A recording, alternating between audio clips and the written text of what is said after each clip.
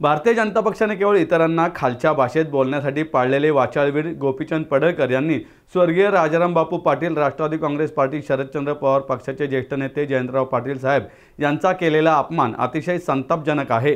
गोपीचंद पडळकरांचा व त्याला पाठीशी घालणाऱ्या भारतीय जनता पक्षाचा निषेध व्यक्त करण्यासाठी राष्ट्रवादी काँग्रेस पार्टी, शरदचंद्र पवार पक्षाच्या वतीने तीव्र आंदोलन करण्यात आले।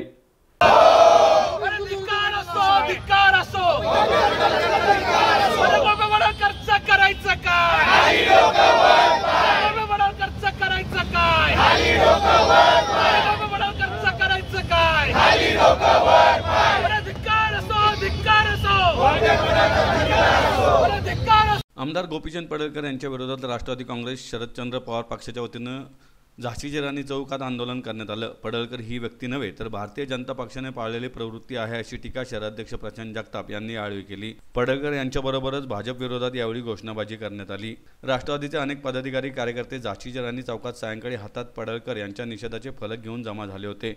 पडळकर यांचा एक कटआउटही त्यांनी आणला होता। निषेधाच्या घोषणा देत कार्यकर्त्यांनी चौक दणदणून सोडला। पडळकर यांनी तात्काळ माजी मंत्री जयंत पाटील यांची माफी मागावी अशी मागणी यावेळी करण्यात आली।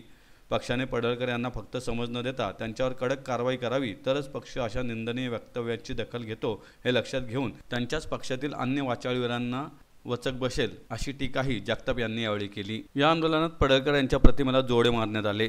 आंदोलनात प्रशांत जगताप यांच्यासह advocate Nilesh Nikam, Kishor Kamble, doctor Sunil Jagtap, doctor Shashikant Kadam, Rohan Paygude, Swapnil Joshi, Ketan Orse, Manali Bhilare, Vidya Takawale, Vikram Jadhav, Ajinkya Palkar, Tania Salunke, Ramesh Sayyad, Prajakta Jadhav, Dilshad Attar, Shailendra Bellekar, Asif Shaikh यांच्यासह शहरातील सर्व पदाधिकारी व कार्यकर्ते मोठ्या संख्येने उपस्थित होते। मंगळसूत्र चोर माणूस आमदार झाला की काय करू शकतो याचं एक मोठं उदाहरण म्हणजे गोपीचंद पडळकर।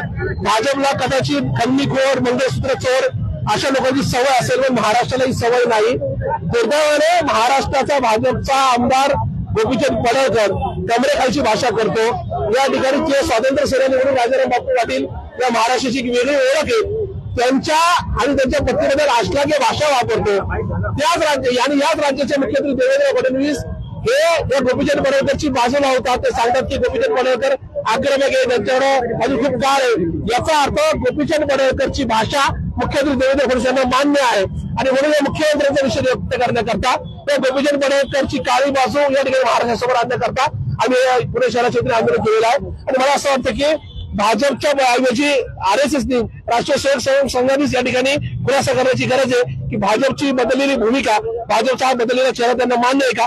कारण की माझ्या माहितीप्रमाणे गोपीचंद पडळकरचा प्रचार सुद्धा स्थानिक राष्ट्रीय स्वयंसेवक संघाने पत्रक वाटून केलेला आहे। एवढा असले चेहरे जर भाजपला आणि RSSला मान्य असेल तर या महाराष्ट्राला खडे गोट्यापासून कोणीच वाचू शकत नाही असं आमचं थेट म्हणणं आहे। भाजपमध्ये जर थोडी जरी नीतिमत्ता शिल्लक असेल तर त्यांनी या गोपीचंद पडळकरवर हकालपट्टीची कारवाई करावी आणि पार्टी डिफरन्स असल्याचं सिद्ध करावं। अन्यथा भाजप हा खंडणीखोरांचा, मंगळसूत्रांचा, नालायक लोकांचा पक्ष आहे हेच या ठिकाणी समोर येईल।